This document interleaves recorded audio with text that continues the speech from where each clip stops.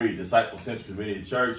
I am Marcus E. King, lead pastor. This is my queen, Lady Nicole King. Hey, everybody. And we have some wonderful guests today who are going to talk to us about shooting each other in the spirit.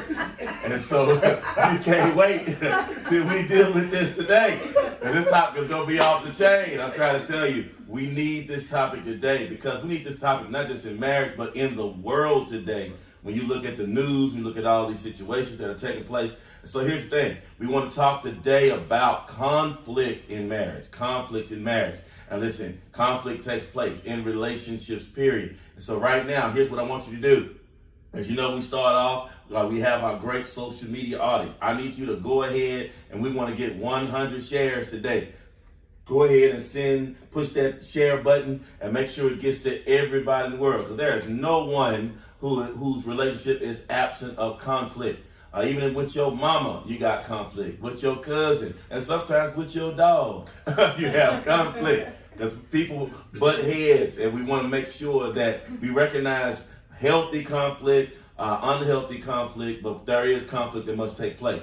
Listen, while you're pushing that share button, remember next week will be Singles University. So all the singles who are watching, listen, you need to watch right now so you can look at the marriage piece, but also learn from it. But then also we want to make sure that you understand how to work through and walk through your singleness. It's a journey, and so we want to make sure you get the best of both worlds. That's why we do this every week. Now, while you're doing that, here are a couple of things that I want you to take note of. We're starting a sermon series on Sundays for the next 4 weeks. And that series is going to be dealing with our mental health. And so we're going to deal with the series entitled, I've Got a Lot on My Mind.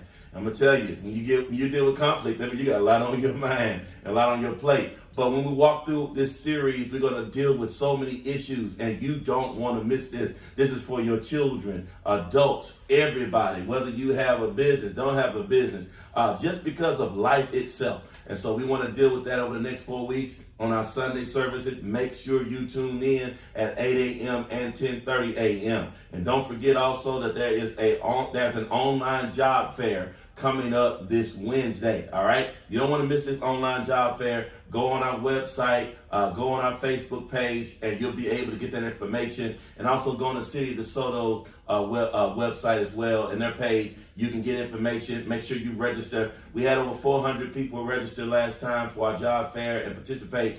It's our online one. Make sure you do that with our partners that we have. And so make sure you get that taken care of, all right? Now, as we do that, once again, you can use those apps that we have, Givelify, Text to Give, all those great apps. Make sure you check out all the information that we have. We are in our 40 days of after Easter. He has risen now.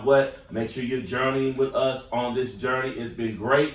And remember also, on today, you should have had some fun. Tonight, we're going to have some fun talking about conflict. That doesn't even sound like it goes together, right? Fun Friday. And so make sure you do that. Tomorrow's service Saturday. Sunday is Sabbath Sunday. Make sure you tune in to church or go to your local church that you're able to attend. All right? At this moment, I think it's time to get down. We can't get down. All right, here we have tonight. We have the wonderful Proud family. Now we have the Prides that are with us. Now that's interesting. Lions have a pride. Look at that. We king on each other, right? So we all in the family. We all in the family tonight. And so listen, I'm going to let the wonderful Prides, who are wonderful members of our church, who serve here faithfully, and I want to let them introduce themselves, and we'll just ask them some questions tonight. We'll dialogue tonight, and I promise you, you will be encouraged, blessed, and have some strategies in order to deal with conflict tonight. So y'all doing all right tonight? Yep. Y'all all right tonight? I feel like everybody do. Fellas, y'all all right?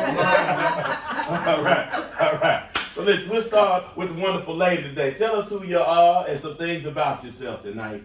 And we'll get some questions answered in a minute. Yeah, just tell us who you are. Yeah, go ahead. I'm Vanika Pride. I'm a teacher. I teach at Townview Magnet Center. I teach AP Biology and AP Environmental Science. Smart stuff. I minister and dance. Right now, I lead the dance ministry here at DC3. And that's pretty much it. I'm a mother of 4 kids. I have 3 daughters and a son. One's in college, one is in high school, one is in middle school, and one is in elementary school. Busy. Okay. Good. What about you, sir?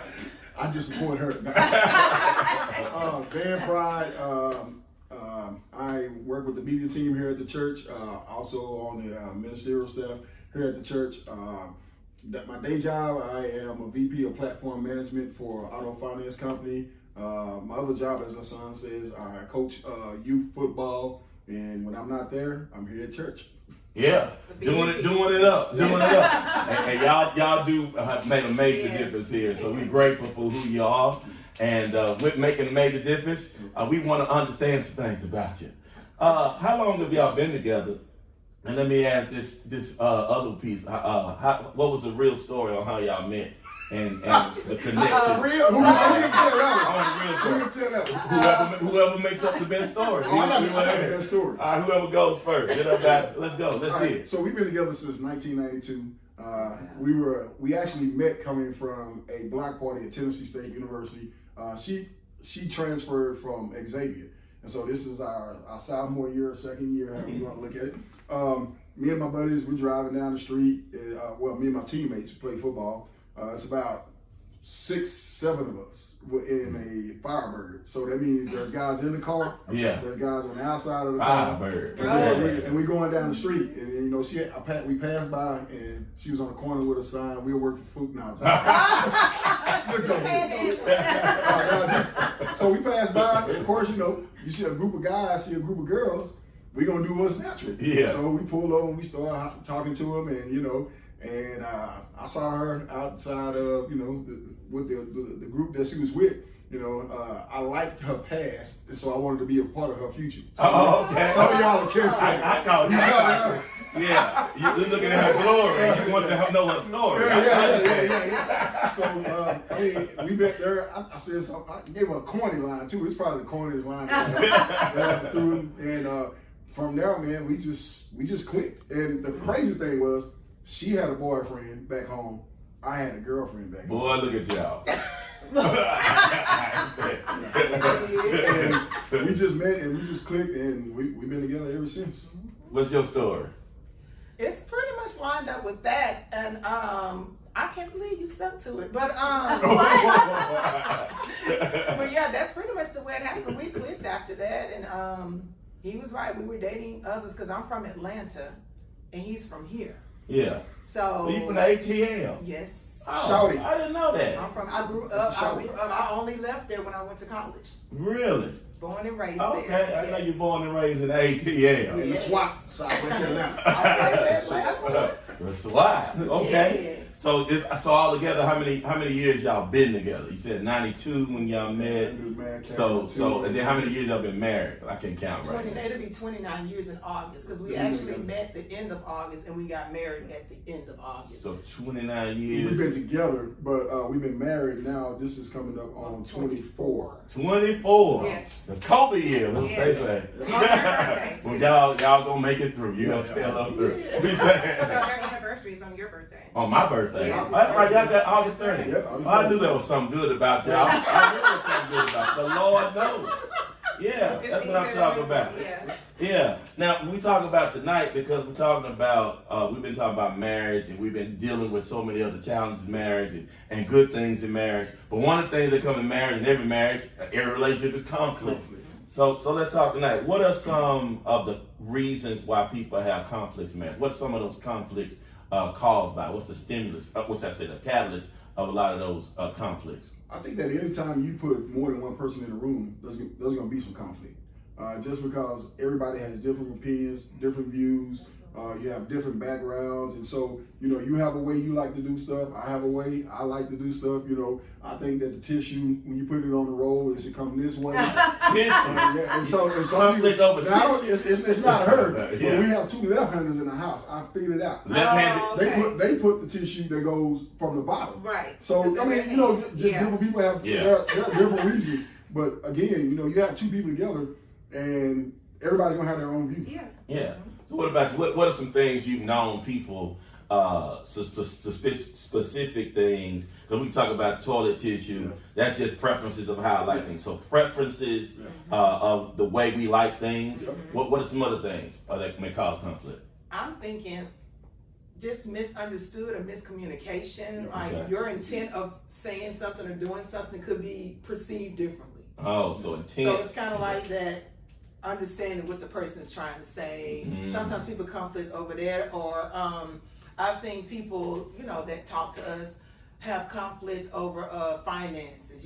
One person is a spender while another person kind of wants the budget. Yeah. So they have a lot of conflict with, and then with kids. Yeah. Who's the role of who does what with the kids, pick up, drop off. Yes. I've seen people with a lot of conflicts with that too. Yeah, we've been talking about a lot of that. We dealt with some single parenting, or not single parenting, some parenting issues, communication issues, blended family stuff. So we talked about some of those conflicts. So you mentioned communication, you mentioned preferences, you mentioned in the communication piece what I said. And then what you thought I said, what you heard, Right. and a lot of that takes place, and it causes a big conflict in the house, in the communication, and all those kind of things. Now we start off because I want to know what's one of the funniest things you had a conflict in your life, in your marriage, and you think back about it now, it's like that was kind of crazy. We over here arguing about that.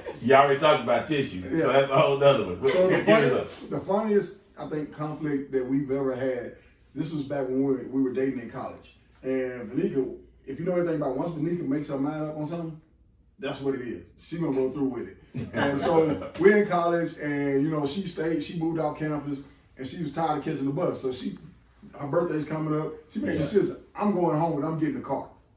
So at this time, this is when Value Jet was around. So we bought a ticket.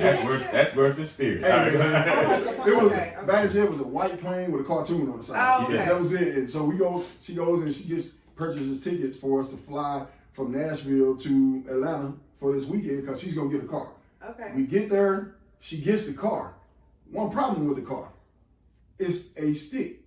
It's a stick shift, man. Yeah. She's never driven it. Oh. She's never driven it. Now, keep in mind, at this time, I had probably been driving the stick probably since I was like 8th grader, like driving. And here we are, what is this, your junior year in college? Probably so. So we're talking about from, I was in 8th grade to junior, I've been driving the stick. Yeah. So I got this thing down. I've been doing it. So we get the car, we drive, I drive back from Atlanta to Nashville. So now I got to teach her how to drive. Yeah. So we're in the parking lot and I'm trying to teach her how to drive it. And Nashville is the worst place to learn how to drive a stick because there is nothing but hills. And so we're in the car and I'm trying to show her, tell her what she needs to do based upon my experience. She wants to tell me how it should be done based upon her watching her friend drive.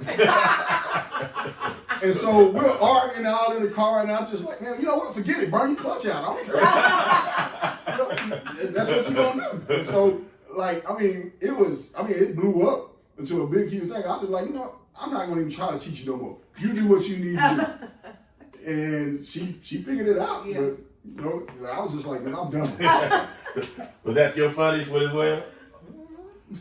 When you think about there's a bunch of them. Like, I was trying to think. You've been married. We've been together since like 2 Give me another. You got bunch another? of silly ones. I remember once Chanel, something was wrong with her, and we had to collect urine from her or something. And you were saying, And Chanel is? Chanel is our second door. one. Yeah. That's number 2. It's number Yeah. 2.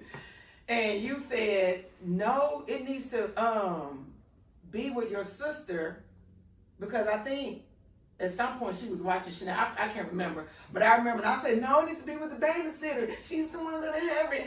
And we went back, and it was like, and I love my, that was so silly. Like, what did it It's real matter? bad. We're gonna keep the sample of urine for the child. Yeah. We probably forgotten more than we could even. I come up with. know. It's just, And that's kind of what we're talking about today, because when you think about some of the funny ones, you can look back and say that's funny now, and some of the stuff you've forgotten, and that's kind of what I wanted to segue into. When you think about 24 years of marriage, 20 plus years of being together, when you think about the conflicts you had early on, and then the ones you have now, what would you say is different in the way you deal with conflict? In the beginning, it was just like petty stuff. And I think it's because you still getting to know each other. Yes. So I agree. it's the, I like it this way, I like it this way. This look better, I like it. I'm used to this, you're used to that. Yeah. So it's just like, I mean, every time the room was arguing about something, it was always comfort, and it was silly stuff. Yeah. But it was all in, they like it this way because that's always they've done it or seen it or whatever. And so now, I guess you grow together, and like you choose your battles. You You just choose your battles. You just kind of like, yeah, whatever. Whatever you say, that's fine. I like that. You know, you've learned to just adjust, compromise. Some things you might give your view on, but other things you might be like, I'm just gonna let it go on and have it. I'm gonna let him go on and just take over that. It's not, you know, it's just silly to keep having those little petty little. I got some advice from this guy at the church we used to go to. He's actually, he is going on to glory. His name Big Tex Ed Harris. And we were in, I think it was like married couple, because when we went there, Vanika and I were the youngest couple in the church, so they threw us in everything. We were everything. So but he gave me some advice, and he was like, in every situation, you need to decide if it's best to be right or if it's best to get along. Yeah. He says, when it comes to your household, you need to be right when it comes to finances and security and health. Yes. Everything else, just get along. Yeah. And so, and that's a struggle, right? Trying to do that, trying to let go, because the famous last words I kind of tell everybody in my household, I always have the last word. Yeah. Yes, ma'am. And so that's a struggle. Like, it's really a struggle, but, and what I kind of look at it is, so this is a partnership that we're in, right? So it's love, but it's also a partnership. And so I look at it like this. I'm the CEO, she's the COO. Okay. She's the chief operating officer of the house. Yeah. Like, she manages the kids, and I'm there, but that's what she does. How this house is going, I kind of like, I give my input, this is what I like. She knows what I like, and so she tries to make it like that. I only get involved when it needs to be an executive decision. Yeah. When it's like, all right, I got to make a decision on this for the betterment of the household and that. Now, are we perfect on that? Nah, because sometimes, we'll argue about silly stuff. One of the funny things that we argue about when we first moved to the house. So our style is completely different.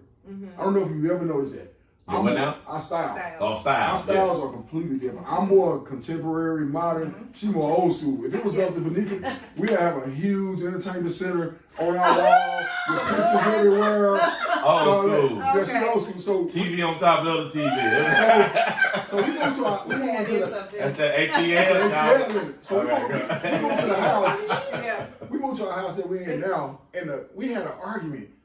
We're going to get a deep freezer. She wanted to put the deep freezer in the kitchen area next to the refrigerator. In the house. And man, we argued about it. I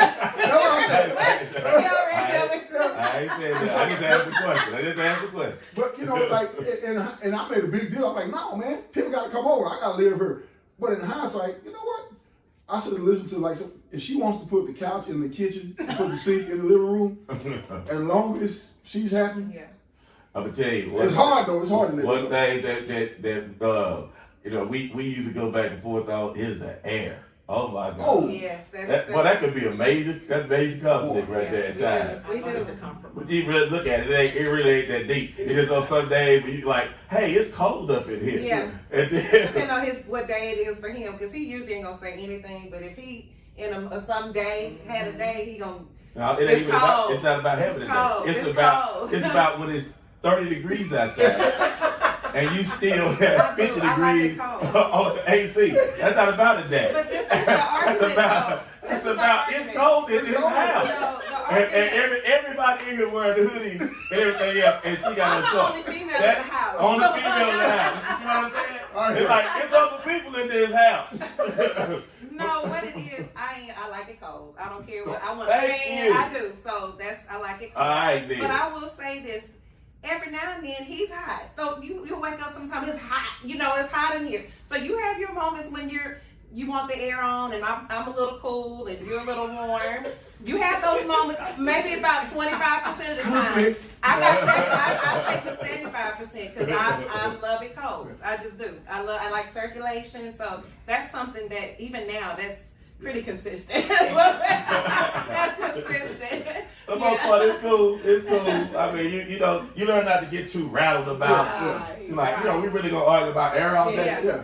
No, Argue he's about got heat. better. You know, He's there's people out on the street that can't even, you know, get air or heat. And, you know, here we are, gonna tear up something over there. So we start talking about that. We don't, you know, we can laugh at certain things, but how many know when you in it, It ain't fun. it ain't funny. No. And let's talk right now about, because many people try to run away from conflict. And what do you think about healthy conflict versus unhealthy conflict? What do you think about that?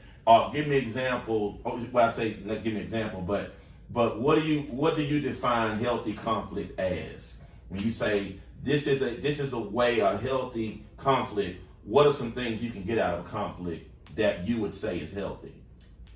I would say respecting the person enough to listen.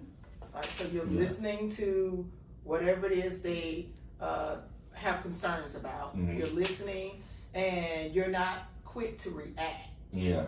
And so it's like you're listening and you're responding in a way to show the other person that I understand what you're saying. Yeah. I was figuring this. It's like when you talk in a tone that's respectable, Yeah. you kind of hear the person better versus, you know, raising your voice or, you know, pointing fingers or talking directly at the person instead of just to, you know, it's talking just to them. Yeah. And I think that's the thing you grow in. Because, you know, in the beginning, when you're angry with other, people you just, sometimes you just turn on. But if it's healthy, as you grow, and that to me, you kind of grow into that. Yeah. And so that's what I see as healthy. Like, that's where we pretty much are now. I think that conflict is healthy as long as it remains a discussion Okay. and not a debate. Because once something turns into a debate, at that point it's all about I'm trying to win. Yeah. It's not about what's right or wrong. Yeah. It's all about I'm trying to win. Yeah. And so once it goes to a debate, everybody loses in that. Yeah, you like it's a presidential like election. Yeah. You up here, Republicans against Democrats up in the house. You going in, trying to go to your throat, and sometimes you forget the issue. And you start dealing with the person. Yep. And now the conflict is not over the issue, it's over what you're trying to do with the person and be right, or, you know, you always trying to be right, or you always the smartest person in the room. And you see what I'm saying? And now it's like, you know everything. All right, go. Right. That's what you say. Yeah. I think the thing that happens in that though is that somebody is going to walk away from hurt, because the whole reason that whole conflict started is because someone was trying to express their feelings about something. Yeah. And if you go to that debate, then that person, first of all, when you get in a debate, their feelings or what they were trying to convey is lost. Yeah. And so you lose the whole moment of something that's going to make the marriage better. Yeah. It's going to make whether it's a marriage or a relationship, that's what you lose in it. And what you can gain out of it is an understanding. Now let's talk about unresolved conflicts, because the truth is, in marriage, in relationship, you don't always resolve everything at that moment. Because sometimes we don't do that because we're not always fully honest when we deal with the conflict, or we don't want to deal with all of it at that moment, or the time ain't right, or something like that, and something little can turn into something big later on. So let's talk about unresolved conflict and how can that impact the marriage in a negative way. Because when we talked about the healthy versus unhealthy, I would say this, and then we'll roll to that. Healthy conflict is after you have the conflict, you learn from one another. You learn something about the situation. You can grow together, I think, as you said. After that, I get to see it from another side rather than just my side. One of the things that I usually do in counseling is I hold up a dollar bill, and I got one right now. I hold up a dollar bill, and you know the dollar bill has two different sides, and so I'll hold it up and I'll put it in front of a couple, and I'll say, hey, what do you see? Describe everything on your side. They describe everything on their side. They might see, you know, Washington, and they might see all these other things on their side. Then I tell the other person, what do you see on your side? They begin to describe the pyramid and all this other kind of stuff. Now I say, this is the same dollar. I said, but you can't see what's on that side and unless they tell you what's on that side. And they can't see what's on this side unless you describe it and understand. You have to trust them that they see what they see. Yeah. Yep. And here's the thing, the dollar has no value unless it has both sides. That's right. Yep. And when we start talking about conflict, we have to make sure that there are two sides. And it may be that both sides could be right. But if we, like I think you said, listen, then during that conflict, if we listen, we pause, then we can have a debate and discussion, but then we can learn that, hey, this conversation can have some value from it. And I think that's healthy conflict. Can you get value out of what we just went through? Because one of the unhealthy ones is just like, it's toxic. Yep. So now, going back to some of the other things we were talking about just a second ago, when we talk about growing through conflict, what are some of the things that help you grow through conflict? I think again, you got to go back. You get some understanding out of it, right? Like you said, you get to learn about it. You know, like okay, for instance, we may get into conflict over something, and you know, it might be something that I've been doing all along. Yeah. But she finally just had it with whatever it is I'm doing. Yeah. And so she gets upset. We get into conflict about it, and you know, once we talk through it, then I figure out, well, I didn't stop doing that. Yeah. I had no idea that for X amount of time that I've been doing what I've been doing was getting on her nerves. Yeah. Okay. And so now I've learned now, okay, I don't need to do that. And that's going to help our relationship better now because something that I just do on an everyday basis, she's walking around upset all the time and I don't have a clue about it. And so now. So your relationship is in conflict. It's in conflict. But you don't know. Yep. This is why I want to talk about that because we talked a second ago because we're on this piece about how unresolved issues do that. And this is one of those things where you may have discussed it and you may have thought it was done or over. You may have thought it was over. And another person is walking around and you don't know, we're still in conflict. You just don't know. You could get hit 12 ways. Other times. So talk to me about the toxicity of unresolved issues and how they can continuously cause conflict longer than it needs to in a relationship. To me, unresolved, you can also look at it as the person not communicating or speaking how they feel. Yeah. So like you're in a situation or you're dealing with something that you just don't feel easy about or you just have a concern with and you don't say nothing. Yeah. Because you're thinking, well, I don't say nothing because I don't want them to Yeah. do this or do that or get mad. Right. Yeah. And so you hold it in and what happens is that could cause issues because what happens when you get to another conflict, that conflict, you're not even fussing about it like you were saying earlier. You're fussing about something you never resolved. It could have been 5 years ago. It could have been 7 years. And you have let that thing build up. Yeah. Now it's exploded like a volcano. And you're thinking, well, wow, why are they acting like that? It was only, and you don't realize it was something they never talked about. And sometimes we assume they should know, and they don't know. You got to open up your mouth and say, you know, they remember that time I really didn't like that, or it made me feel like this. Is another way we can do this. You know, it's just a way you can resolve. Yeah. And to me, as you resolve, like you said, you learn from it. You try not to do that because you know how that person feels. You try not to, you watch your tone and how you do stuff. Yes. You watch your attitude. Because one thing I had to work on is when I get irritated, like maybe I had a bad day. Yeah.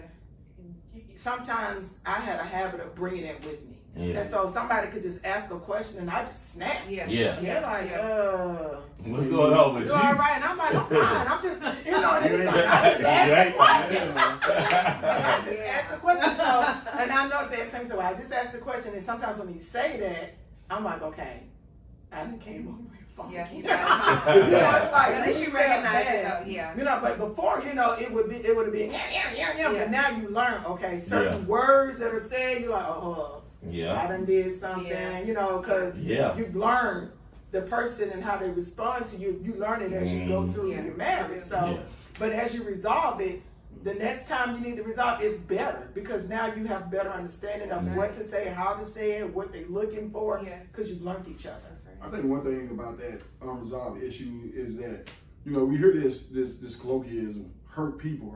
Yeah.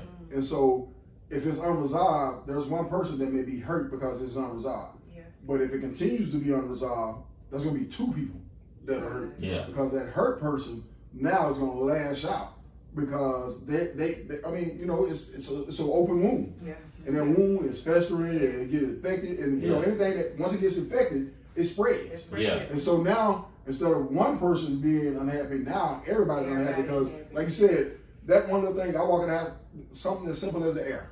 You can cut the air on, and she may be mad about something that happened 3 weeks ago, and I don't know about it. Now it's a battle, and now I'm like, man, I'm talking to you like that. You know, now I'm walking away feeling disrespected. Yeah. Because she done talked to me crazy, Yeah. not knowing that it's really at the end of the day, if I look at it, it goes back to me. Yeah. Oh. But it comes back to me because there was an issue that we did not get resolved. Yeah. Either I didn't hear what she was saying or she didn't communicate to me, you know, and she's holding it because of whatever reason I made her feel like she couldn't get it out. I think you said something there because when you talk about you come in, you just on the air, and I think you're talking about it as well, and how when it's unresolved, it turns into so many other things that you sometimes forget. Why are we even in this space? Because it's so resolved, and now. You know how sometimes people know they tired of folk, like everything about you just Everything. I just hate the way you chew. I hate the way you look. It's like they eye was lazy when you met them. They had that lazy eye. They smack when you met them. But when you fed up, it's usually because there are a whole lot of unresolved issues. And a lot of times those issues can't get resolved many times because I think you said sometimes when you talked about an issue, and that person continues to walk in that particular behavior, you feel disrespected. I think you said something about respect, and we're talking about love and respect. You know, the Bible talks about husbands, love your wives, and wives, respect your husbands. We know that scripture. And sometimes, for women especially, doesn't feel loved, that can be conflict. Because you ain't been loving me right.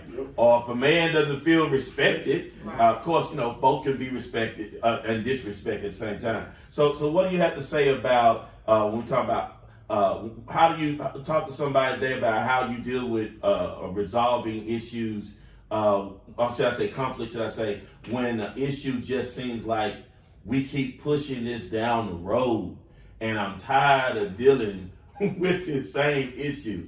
So let's talk about that. How do we, some people that's watching right now have been dealing with the same issue and they have not resolved this conflict, and they've been dealing with it for the last 4 or 5 years, maybe 6 years, and it seems like this is something they can't go get past. What do you say to that about conflict, and how do you navigate through that? I think one of the things you have to understand is you train people how to treat you. Okay, talk about it. And what I mean, you train people how to treat you as it comes to conflict. If there's something that has rubbed you the wrong way, and you don't say something about it, then you're just as much at fault for the conflict than the person that perpetrated the act against you, because you haven't said anything about it. So they have no clue. So you're holding them accountable for something that they don't know. Yeah. And so what you have to do is when you have to learn to speak up.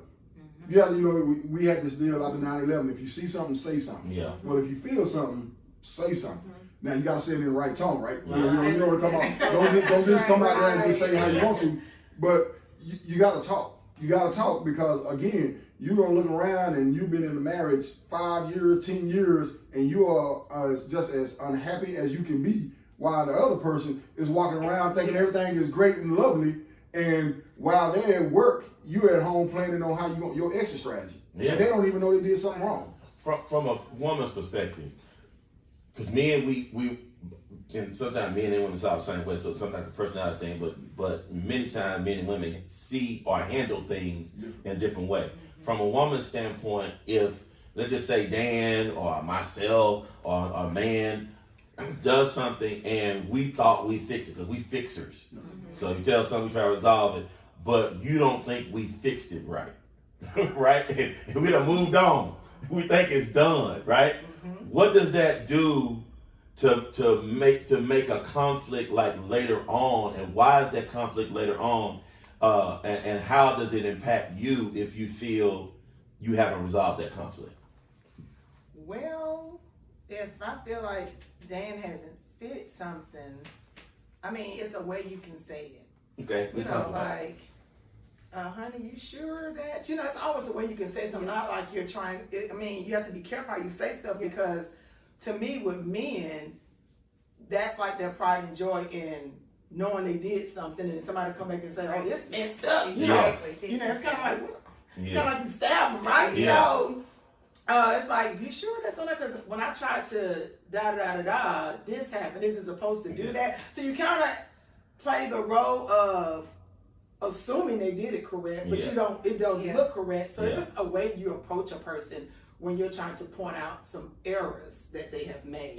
Versus talking down like they don't know what they're doing. You just like, I understand what you were trying to. It's like you're there. You try to meet them where they are, but at the end of the day, that look kind of funny. You know, I'll say it in a way like that, and they go, "Well, let me look at it," and then they'll look and they go, "Oh," you know. So to me, it's just the way you approach a person and point out things they didn't do. But then I'm like, that's stuff you learn though. Because you learn as you're in the marriage. We're not the same creatures. But you learn it. You learn that in classes. You learn that listening to other people. That, oh, you got the same issue too. You know? So to me, that's a learned thing. But in the beginning, I mean, you're not understanding that. So learning tone, talking. What you got to say about I would just say communication. Basically, once you know your spouse, I know I'm not gonna say, "This ain't right. You didn't fix this right." Then, you know, I'm not gonna say that to you because he'll come back and say something smart. Well, you fix it. You know, that's what he'll say. I think that's smart. I think if I didn't do it right, anyway, go ahead. So I would just say, hey. I think this, something's going on. I'm not sure if it's electrical. I'm just using that as an example. But, you got a moment. Can you come over here and check it out? And I'm going to see what he got going on. We had something happen last night with the bathroom. He laughed. So I was in one of our bathrooms. And you know how the toilet can keep running sometimes? But I knew he was going to get up and go that way to his office. Assumption causes conflict. See, that's the number right there. Assumption. Listen, assumption. The first 3 letters in the word assume will make that out of you and me. So he went, it was like 5 minutes. So I came back, got in the bed, and then he went to his office for something, and I could hear him in that bathroom. So he fixed it.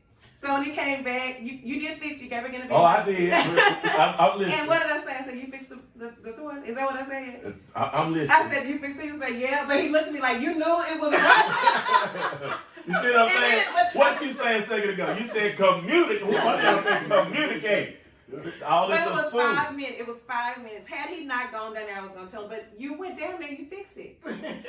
But you walked out. See, so here it is. That this becomes a problem. Yeah, you knew it was a problem. Didn't say nothing. And we up first. You can lay in the bed, chill. I come back and lay down. I was trying to say I'm tired. I do all that kind of stuff. So I'm trying to close down so I can wind down for the night. So I go in my office, which is by that bathroom. And I hear this continuous running. I'm like, is the washer on and stuff? And so I go in there. I say, oh, somebody ain't the hook that didn't put it back on. So I go in there. She just is innocently in the bed. And they gonna say, oh, I figured you fixed it. What do you mean you figured fix what? I didn't even know it was broken messed up. But I knew the time he was gonna hear it. I just left it alone. Because he was so relaxed. He just got the shower. He was just relaxed. So. But this is just life here. Why couldn't you just say, hey, something's wrong with the bathroom, right? I was, but you got to. Now what if now if the house would have flooded?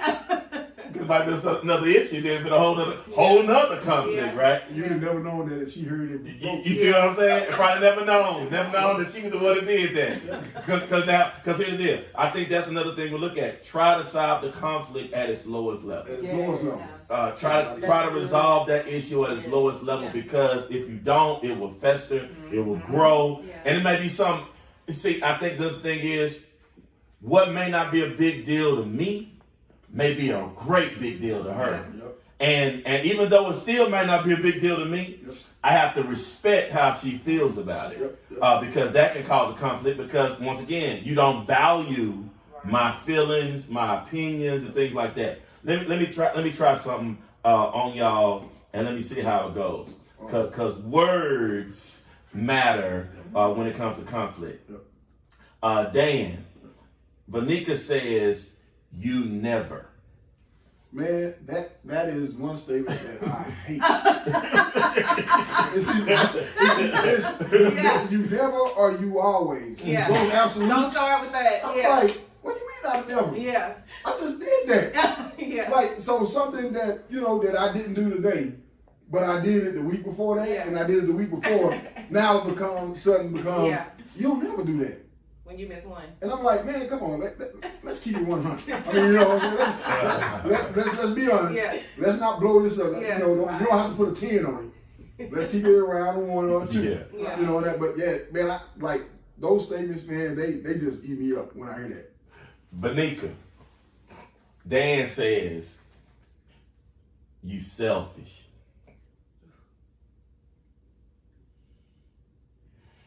She really got to get that. Yeah, because I guess he never really said nothing Right. like that to me. Yeah, So- yeah. Yeah. But these are words that Right, trigger and so people. I mean, But let's say he in the did. beginning, but in the beginning, I'm gonna say like in the beginning of the marriage, I Yeah. probably would have said, "What you mean? I come home, I do this, I think about you, I do this, I Yeah. do that." Yeah. You know, what you mean? I'm selfish, Yeah. you know. But now I'll probably say, "Well, what is it? Why would you say that?" Yeah. Because then I'm still thinking along those lines. But now I'm really taking more of assessment of what am I doing, because we've come this far, Yeah. Yeah. and you're still feeling that Yeah. way. Yeah. So what is it about me that I'm doing that makes you feel that I am selfish? Yeah, So my whole attitude and perception is a little bit different now yeah. than it was in the beginning. Now, here's another one I want to throw out at you. In relationships, a lot of times conflict takes place because our styles of handling situation, the process of information is different. Right. So some people are like, well, it's a fast car, a Porsche. Yeah. You know, hey, I heard it, let's get it, let's deal with it now. Some people are like a diesel. It's like, You gotta let me let get it some roll. gears, let me shift, let me take my time. But once I get rolling, I'm going. So who would be the Porsche and who would be the diesel? That's the Porsche. That's the Porsche? Dan is the done. Porsche. Describe it for me. Because Dan, when it's time to go, he ready to get something done. Let's go, let's go, let's go. So with issues, he want to deal with them like this. Yes, and I mean, and I think it's because, and I've taken consideration, I didn't think about this at first, but his job, the type of job he does, they're problem solvers. Yeah. And so when a system crashed in the company, it's like, you got to think fast, let's get this Yeah. done, we got to get this solved. And so that's his mentality, Yeah. and it just carries over. Yeah. So I've understood that. So now it's like we've found solutions for that, and I'm Yeah. like, I Yeah. understand if you in a hurry, you really got to get out. Understand? I'll Yeah. meet you there later. That's right. You know, it's like Yeah. because me, I've realized when I do that, I can't focus. Like I have to take my time. I strategize. This is what I just gonna take me this long. It's gonna take me this long. You're a biology major. Yeah, so I strategize and analyze and plan Yeah. it out. All that's in my head. And Yeah. so, when you rush me, my stuff goes out of whack, and I'm like, "Ugh," you know, and I'm all over the place, and I'm forgotten something, Yeah. and I'm irritated, I'm Yeah. frustrated, and so I'm the one that likes to take my You're the time, make diesel. sure it's Yeah. right, and yeah. Like if you're familiar with the disc profile, Yeah. I am more of a DI. And she's Yeah. I'll probably say she's a DC. Because She got a Vanessa- strong Vanessa D has that- personality. Yeah. And then that C, she got to be organized. She got Yes. I got she's a DC and I'm a DI. So This is a high I right here. High yeah. But I. it's the crazy She doesn't take thing. the distance. So, I mean, y'all gonna have to have I her was take the gonna say I distance. said it with the I. Yeah. So it's the crazy thing. though, man. Influencer. Oh. You just happy. You just, hey, what's going on? How you Real- doing? real- You go consult. You just, yeah. Yeah. Yeah. Go ahead. What you But say? this is the crazy thing. We got both of us are both high D's, and we live in the same household. Yeah. That in itself, like I mean, company can pop out just like that. So you a D and an I. And for those who don't know the Yeah. disc assessment, DISC Yeah. is what we're talking about. D is a dominant personality. Yeah. I is an influencer. That's the life of the party. That's a carefree person. Oh, yeah, that is This person, they might get the job done, but they're going to take an hour, 2 hours doing it, laughing, talking, having fun. While the D is like, hey, let's get this job done. They don't care about your feelings. They don't care about nothing. Right? The C, conscientious, I got to think about all the strategies. Oh, that's not the S. The S. What was that? The strategy. The S is more is you look more at the relationship part. Like Yeah. You just kind of like, how are you doing today? Yeah. The cheerleader. You're supposed to start Yeah. at 9 and it's 9:30 and you still have the family. And Yeah. You're just talking and taking your time. Yeah, You yeah. lay back. You don't like confrontation. Yeah, right. So you're one of those that just would go with the flow. Yeah. Now you might shoot everybody in the movie theater when it's over. Yeah, Because you gave too much time to think. You're like, biology. Let me see. I'm gonna shoot you with a gun. No, that person's like, I think I'm gonna use some poison. I'm biological. Yeah. Yeah. So That's what why you gotta when do I this. eat, when I So when we look at that, what we talked about this ago, you're wired different, you're made different, and in order to avoid conflict, sometimes you gotta slow down. And sometimes you gotta recognize, hey, I may need to speed up a little bit because I can't use every situation, take 12 hours to think about it, 5 days to think, process it, because sometimes we gotta move with it. Because sometimes when that comes back to that love and respect. I gotta know how you are, and then respect how you are, but then also it's situational. Because sometimes it's like, we don't have time for you to shift 12 ain't got here. time for that. Here it is. Just get in the car with me. Just come on with me. Here it is. Just trust me. But And I think trust plays a lot of part in that moving forward. understanding personality though, and understanding people helped me in my marriage. Yeah. Like literally, like I went through a lot of that training at my at church, our previous church, and then I went through it at my jobs. Like my past 2 jobs, we went through that, and so really understanding my personality, understanding other people's personality has taught me how to interact. So, by nature, I'm an I. Like I'm born an I, but I have learned to be a D. And when that D is on, that D is on. There is no. I'm not The D strong. And so I've learned like to understand emotional intelligence, right? Right. I understand all of that stuff, and I understand when I'm getting ready to be set off. Like I tell a lot of people, and a lot of people probably joke about it. If you see me go off, that's because I chose to go off. You chose to So go off. already in my head, I've calculated what the outcome could possibly be, and I said, you know what, this is what. And so in my marriage, I actually try to use that too. Right? Because I'm like, nah, I don't need to do that, so I need to back down. And I can tell when I'm getting mad. And I can tell when she's getting mad. Like, we just been around each other. And one thing, like I try to say, all right, let it go. Let it go. Go ahead. So how do y'all resolve that? Let's just say it's a day and y'all just aren't seeing eye to eye. It's time to go to bed. How do y'all go to bed? How do y'all end that argument, or y'all just go to sleep, wake up with it the next day? What do y'all do? We back in the day we end and it would linger, but now we be up 4 o'clock in the morning. Still talking and you come in. But what I was trying to say was all that. But now, like we ended, we just cut it off, and we'll deal with it later. So what happens the next day? We still talking. We don't do that. Not talk to each other. So we still speak and do all of that. But later on, we might be in an environment where we just chilling, watching TV, we might sit on the patio, and then how you start conversing, and then it come back up. But now you're at a state of mind where you done thought through it, and now you realize you might was wrong. That's the setup is set up now to say, you know what, I apologize. I don't know what was going on. I shouldn't have did that. And you're talking on next time, it's the other person, it's my fault too. I shouldn't have blah blah blah. And you just get a better understanding. So we just do that, come back to it later. Okay. But you also, one of the things that I do, even in that conflict, even if we have resolved, she still has to know that I love her and I got her back. And like for me, I'm one of the kind of people, when we sleep, you see all these funny memes where people talking about somebody got a touch and all that. I have to, like, that's my deal with her. Like, even if I just take my hand and just put my hand on her leg and I sleep like that, that's just to let her know that. Why you looking at me like that? That's him. Like, I ain't got no, I have to say, look, we might be in the I'm still over here. Yeah, I'm still here. I know you crazy. No, I'm still here. I know you take your man. And we in the bed and I'm just over here, he will pull me. Oh, like, for me, he's like, get over here. Come over here. You got no window pull. You got no, Get your eyes scratched out. sometimes it's best just to touch them. Just say, I'm here.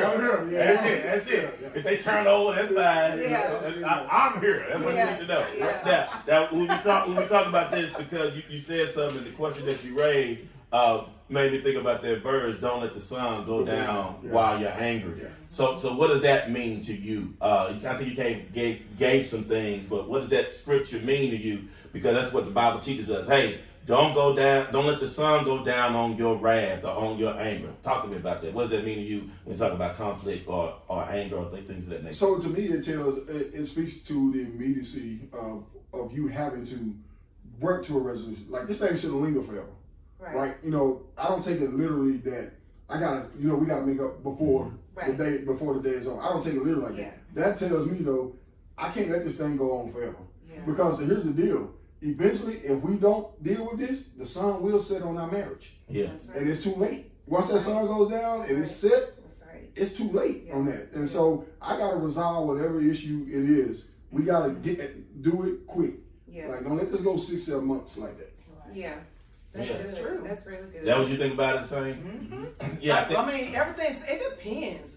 Some things do resolve that day. It just depends on the extent of it. But some things is like, you know what, this not, depends on the time too. Yeah.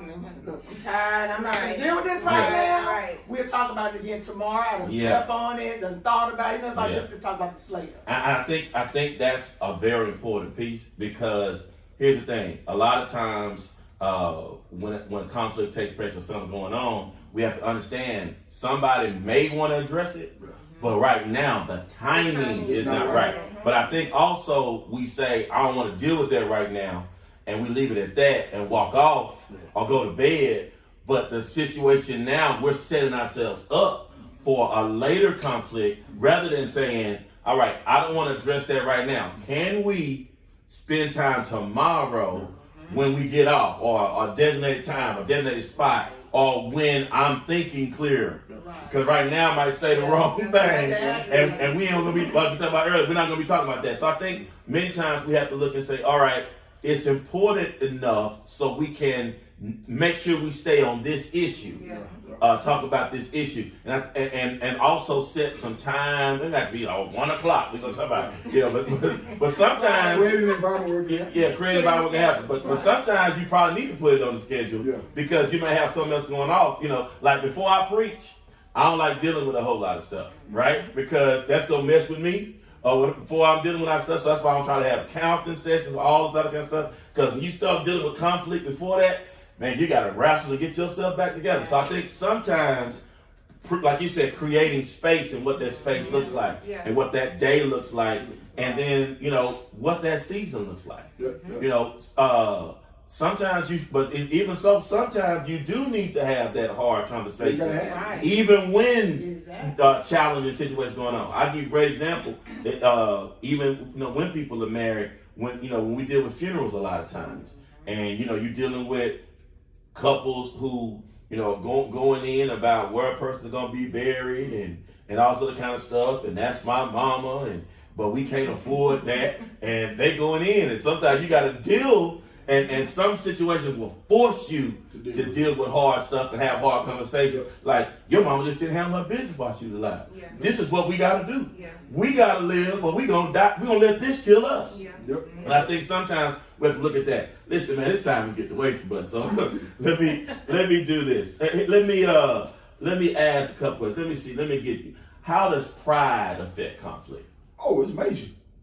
Pride is like that's almost at the root of it. Yeah. Like, because you're not willing to give because it's me.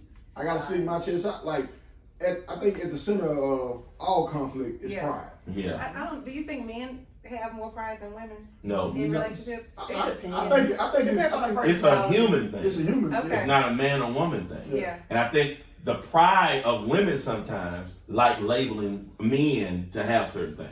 And the pride of men sometimes like labeling women. Yeah. All men, that's some of that conflict stuff. All men do so and so. All women do so and so. And then we stand on our pride, like, see, that's a man thing. See, no, that's your pride, because that's your pride sneaking out your neck, because you want to feel good and feel justified. Yeah. You know what's in your stuff stank. Yeah. So I think a lot of times the labeling sometimes can cause conflict. Yeah. All right, so yeah, and pride is a part of that. I think, like you said, your pride is really the root of a lot of it, Yeah. because you may know you're wrong. And while we do this, I know I was wrong about something the other day. She came in my office. Well, I got to send a phone back. You know, my office, I be on Zooms and everything else. And sometimes she just busts in the room like, hey. Really? I'm lying. So it happens to your household too. Okay. It's like, hey, you finna mess up the money. But sometimes, she's usually good about, standing at the door, like, doing that. But then sometimes she's just like, forget it. So I'm like, I gotta go to church. There's be some conflict over here. Yeah. So I'm saying, sometimes you may forget what I'm gonna say. Oh, no, here you go. Yeah, no. Yeah. So the other day, you ain't forgot. All right. So the other day, I, trying to set my phone back off, and I asked her one thing. I didn't ask her the other thing.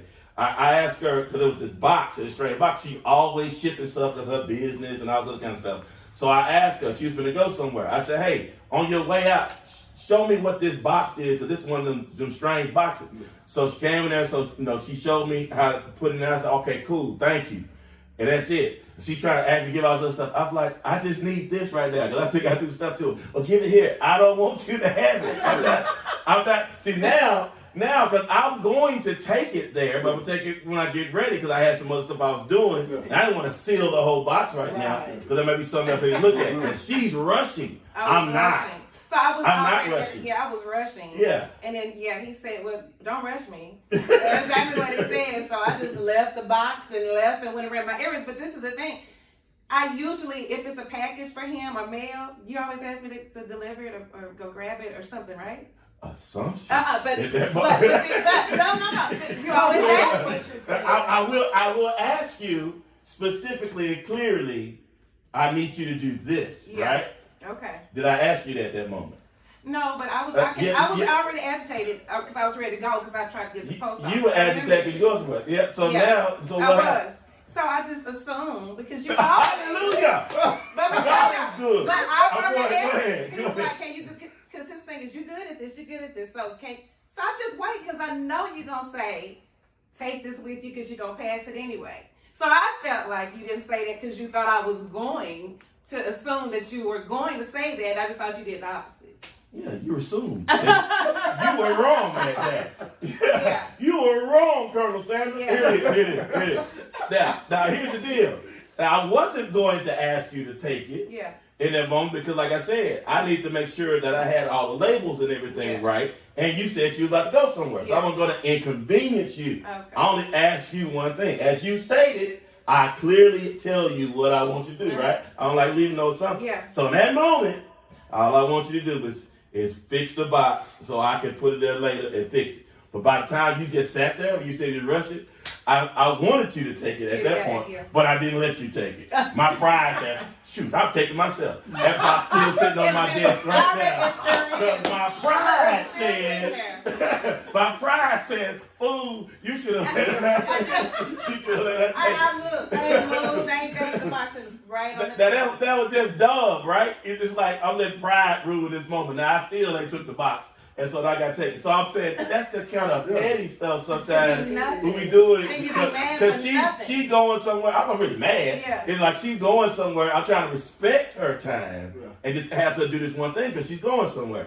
But then it turned into something. What are you supposed to be about? That's just kind of how silly conflicts end up being sometimes. And we left with boxes on our desk. And so man, this time has been great.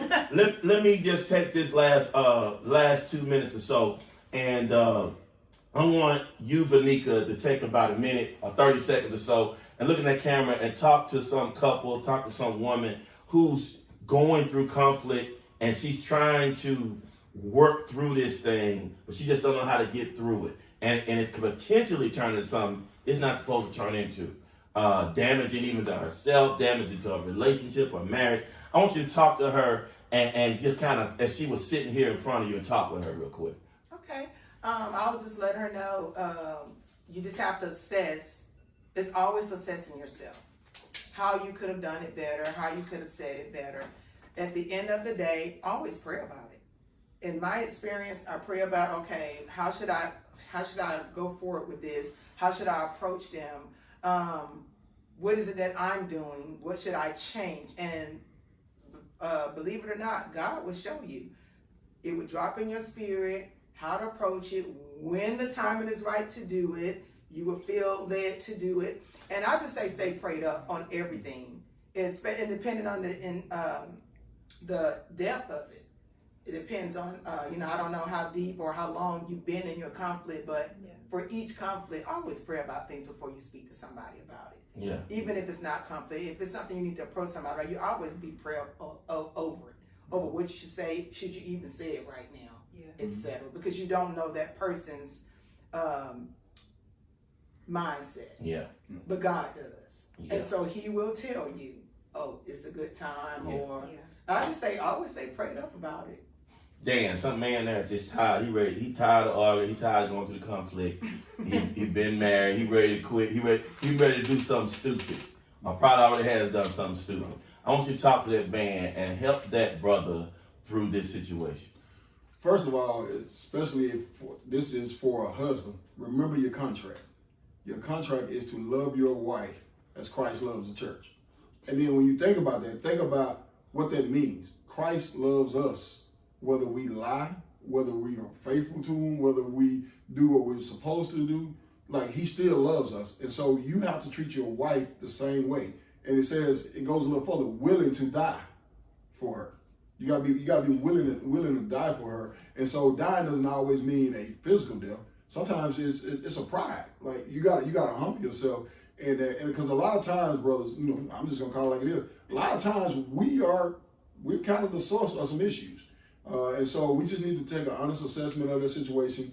We need to swallow the pride. And then sometimes the conflict is going on because we're hurt, because our spouse did something. Swallow your pride and let it out. Because a lot of times we're like, man, I can't talk to nobody. You find yourself talking to yourself, and you're like, I don't want to go to my mama. I don't want to go to my boys, because my boys may think I'm a punk or something like that. And I don't need to go talk to the pastor because he got a whole bunch going on. Yeah. And so you're not getting it out. You need to verbalize if you have some issues that are going on. If she did something to bother you, you need to verbalize it. At least at the end of the day, whether she takes it and she's done, and she does anything with it, at least you got it out. You got it out. And now at this point, it's no longer your responsibility because you told her what it is that needs to be done. Now God's going to hold her accountable for dealing with that. And so that's what I would look at it. And like Monica said, you always got to pray about it. You always got to pray about it so that you know the right time to speak the right words. Hey, that's great. Listen, one of the other things that we can say before we leave tonight is this. Forgiveness can heal conflicts. Yes. When you learn to forgive yourself, when you learn to forgive other people, then guess what? You will see a lot of conflicts go away. Well, I'm sick and tired. Are you tired of Jesus forgiving you? And when you get tired of him forgiving you, then guess what? Then you're a perfect person. But none of us are perfect. And we need to make sure, as I always try to say in relationship things, we always need to have two bags of forgiveness. One bag of forgiveness in that marriage for all the stupid stuff your spouse gonna do. The other one for all the stupid stuff you gonna do. Matter of fact, you might need two bags for yourself. I know I carry an extra one in my back pocket, in my spare, in the back of the trunk. And so listen, forgiveness is a powerful thing. Yep. And a lot of times we have conflict simply because we have not learned to forgive. How you think you're going to move and heal if you don't learn to forgive? Now, somebody's been doing the same thing over and over again. Yes, there needs to be accountability. There needs to be consequences. But there also needs to be forgiveness. And that's what Jesus did for us, right? That's what he does for us on a continual basis. And guess what? Marriage is an example of how Christ loved the church. I think you said that. You know church people, right? Church people can be rough, but Christ is what's perfect.